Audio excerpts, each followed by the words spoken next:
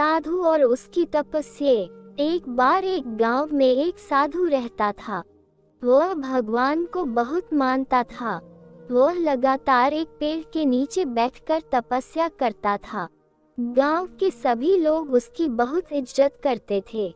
फिर एक बार गांव में बहुत भीषण बाढ़ आ गई। हर तरफ पानी ही पानी दिखाई दे रहा था। सभी अपनी जान बचाने के लिए इधर उधर दौड़ रहे थे। कई लोग ऊंचे स्थानों की तरफ बढ़ने लगे। इसी बीच लोगों ने देखा कि साधु बाबा पेड़ के नीचे ही बैठे हैं। सभी ने उन्हें सलाह दी कि वो अपनी जगह छोड़ दे और भाग चले। लेकिन साधु महाराज ने कहा कि तुम लोग अपनी जान बचाओ, मुझे तो मेरा भगवान बचाएगा। धीरे धीरे पानी बढ़ता गया। साधु अपनी जगह पर ही रहा। पानी साधु के कमर तक पहुंच गया था। फिर इतने में ही उसके पास से एक नाव गुजरी। उस नाव में एक मल्लाह था। उसने कहा कि हे साधु महाराज, आप इस नाव पर आ जाएं, मैं किसी सुरक्षित स्थान पर आपको पहचान दूंगा।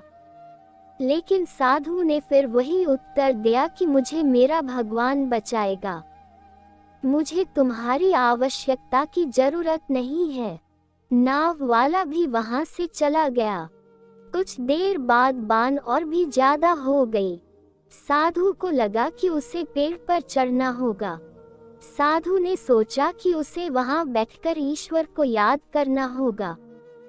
इतने में ही उसे गड़गड़ाहट की आवाज सुनाई दी। उसने देखा कि एक हेलीकॉप्टर उनकी मदद के लिए आया है। उस हेलीकॉप्टर में से बचाव दल ने एक रस्सी लटकाई और साधु को उसे पकड़ने का आग्रह किया। फिर साधु ने कहा कि मुझे तो भगवान बचाएगा, मैं इसे नहीं पकड़ूंगा। बचाव दल भी ये सुन चला गया। कुछ ही देर में बाण की धारा में साधु बह गया और उसकी मृत्यु हो गई। जब मृत्यु के बाद साधु महाराज स्वर्ग पहुँचे तो उन्होंने भगवान से पूछा कि मैंने तुम्हारी आराधना इतने मन से की, लेकिन फिर भी मैं डूबकर मरा। तुम मुझे बचाने नहीं आए, आपने ऐसा क्यों किया? भगवान ने साधु महाराज से कहा कि मैं 3 बार तुम्हारी मदद करने आया। एक बार ग्रामीणों के रूप में, एक बार नाव वाले के रूप में और तीसरी बार बचाव दल के रूप में। लेकिन तुम मुझे पहचान नहीं पाए। सीख, इस कहानी से हमें ये सीख मिलती है कि ईश्वर हमें कई मौके देता है, लेकिन यह अवसर किसी की प्रतीक्षा नहीं करते, ये तेजी से गुजर जाते हैं। अगर हम उन्हें पहचान कर उनका लाभ उठा लेते हैं तो हम अपनी मंजिल पर जल्दी पहुंच जाते हैं।